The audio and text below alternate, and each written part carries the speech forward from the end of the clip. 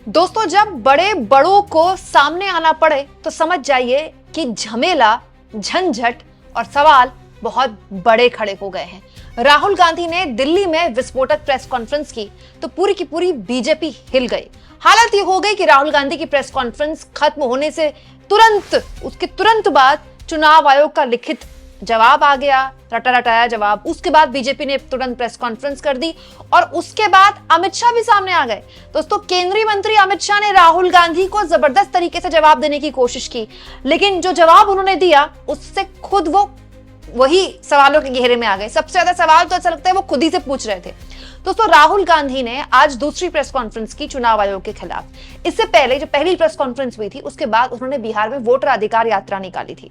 आज अमित शाह बिहार के रोहतास में वोटर अधिकार यात्रा को निशाने पर लेते हुए, राहुल गांधी के खुलासों को निशाने पर लेते हुए लोगों से पूछ रहे थे, बताइए यात्रा किस नाम पर है। दोस्तों, बिहार जो है पॉलिटिकली बहुत ही होशियार राज्य है और बिहार में शायद जितने भी पॉलिटिकली अवेयर लोग हैं उनको इतना तो पता ही होगा कि बिहार में तेजस्वी ने और राहुल ने मिलकर वोटर अधिकार यात्रा निकाली।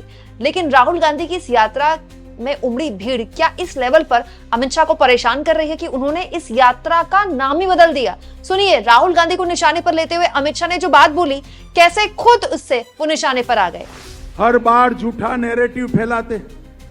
अभी अभी ये राहुल बाबा यात्रा कर गए ना भाई। यात्रा का विषय क्या था उनका बताओ तो जरा।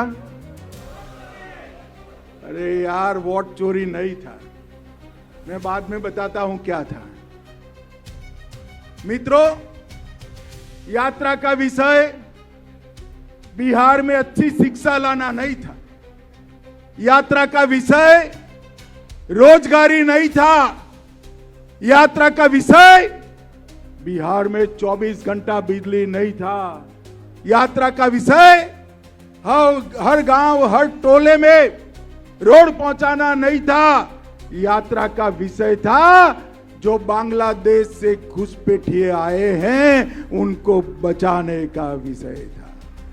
दोस्तों, ये बात बोलकर तो अमित शाह ने खुद पर सवाल खड़े कर दिए। बताइए, 6 साल से अमित शाह स्वयं गृहमंत्री की कुर्सी पर बैठे हुए हैं और 20 साल से नीतीश कुमार यहां पर बीजेपी के साथ गठबंधन में सरकार चला रहे हैं। मुख्यतः 11 साल से बिहार में डबल इंजन की सरकार दौड़ रही है और उसके बावजूद भी अमित शाह ये कह रहे हैं कि बिहार में घुसपैठिए घुस गए, जिनको बचाने के लिए राहुल गांधी यात्रा निकाल रहे हैं। तो फिर अमित शाह खुद मान रहे हैं कि वो फेल कर गए, उनके मुख्यमंत्री फेल कर गए और पीएम मोदी फेल कर गए।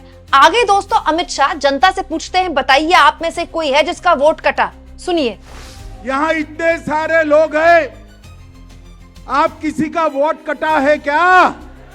अरे जोर से बोलो, कटा है क्या? तो किसका कटा है? जोर से बोलो, किसका कटा है? ये राहुल गांधी की यात्रा घुसपैठिया बचाओ यात्रा थी। दोस्तों, अमित शाह कह रहे हैं कि बताइए, जनता से कह रहे हैं आप में से किसी का वोट कटा क्या?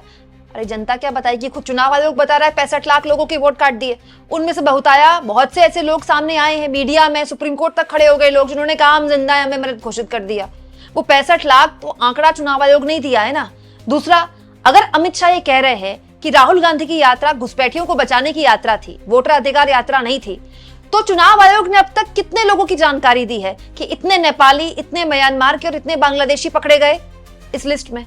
अब तक चुनाव आयोग ने ऐसी कोई लिस्ट जारी की है? या फिर हो सकता है कि गृहमंत्री के पास कोई खुफिया रिपोर्ट हो। तो अब गृहमंत्री बता रहे हैं देश को कि राहुल गांधी की यात्रा का नाम घुसपैठिया बचाओ यात्रा था, वोटर अधिकार यात्रा नहीं था। तो गृहमंत्री ये भी बता दे कि भाई कितने घुसपैठिए हैं बिहार में, कोई तो आंकड़ा होगा, 1, 2, 10, 20, 30 हजार, 1 लाख, 2 लाख, भाई 65 लाख नाम कटे ना।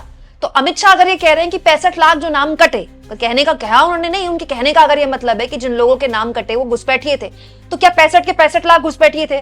1 लाख थे, 2 लाख थे, 10 लाख थे, 15 लाख थे? वो कितनी संख्या थी? चुनाव आयोग बताए या अमित शाह बताएं, क्योंकि अमित शाह ही जवाब दे रहे हैं। दूसरा, फिर ये बताएं कि वो आए कैसे, बिहार के अंदर वो घुस कैसे गए।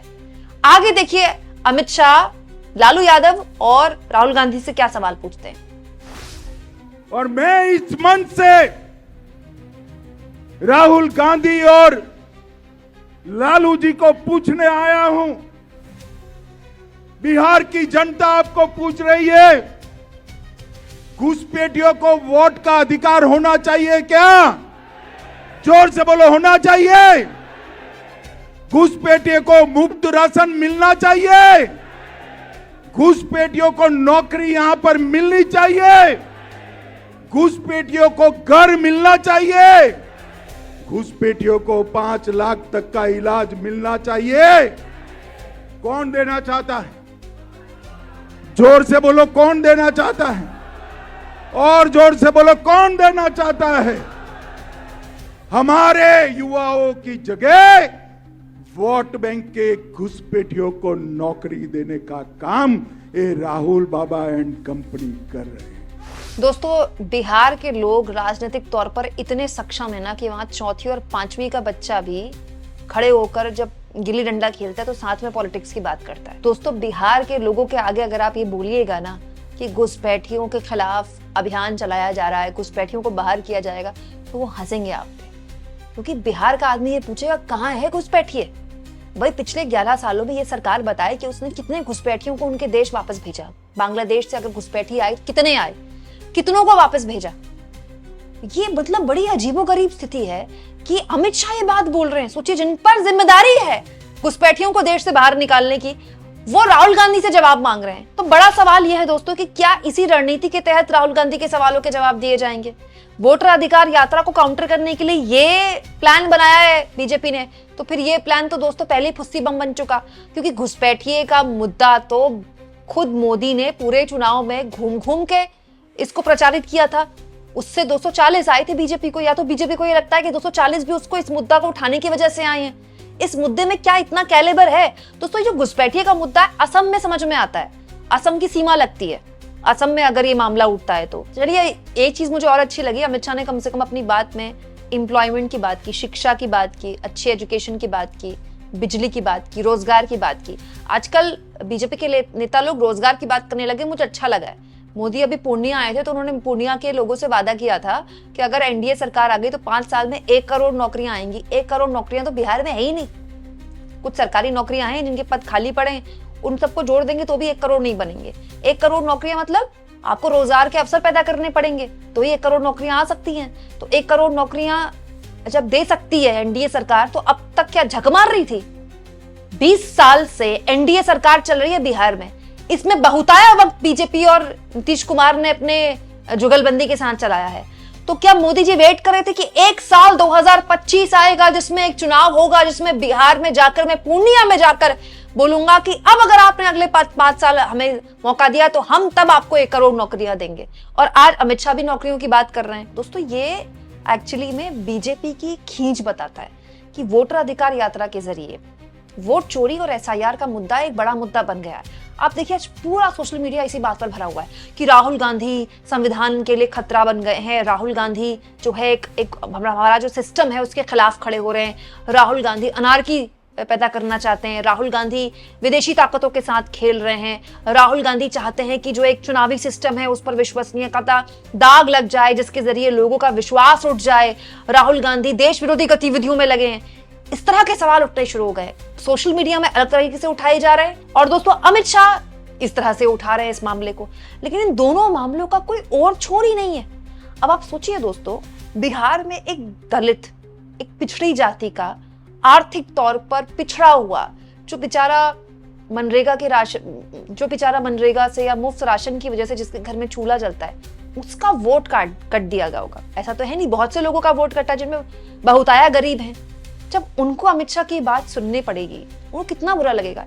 एक तो बेचारे गरीब, सरकारी राशन पर बेचारे रहते, ना उनके पास रोजगार, हो सकता है उनके परिवार में कोई ना कोई पलायन करके दूसरे राज्य में काम करने के लिए गया हो, ठीक है। और अब उनसे कहा जा रहा है कि आप घुसपैठिए हैं, इसलिए आपका वोट कटा है। कितनी गलत बात है। एक गरीब आदमी के पास कुछ हो ना हो दोस्तों, आत्मसम्मान तो होता है ना। ये तो आप गरीब आदमी के आत्मसम्मान पर लात मार रहे हैं। और दोस्तों, ये काम भी कौन कर रहे हैं? बीजेपी के चाणक्य कर रहे हैं। मतलब चाणक्य जी के पास आइडियाज की इतनी कमी हो गई तो कमाल की बात हो गई। आपको क्या लगता है दोस्तों, ये जो आइडियाज का दिवालियापन बीजेपी में पैदा हुआ है, क्या घुसपैठिए के मुद्दे से वोटर अधिकार यात्रा या वोट चोरी के मुद्दे को काउंटर करने की कोशिश कर पाएगी बीजेपी? ये सफल हो पाएगा जमीन पर? कमेंट बॉक्स में लिखिएगा। और जितना हो सके दोस्तों, चैनल को शेयर भी करें और सब्सक्राइब भी करें।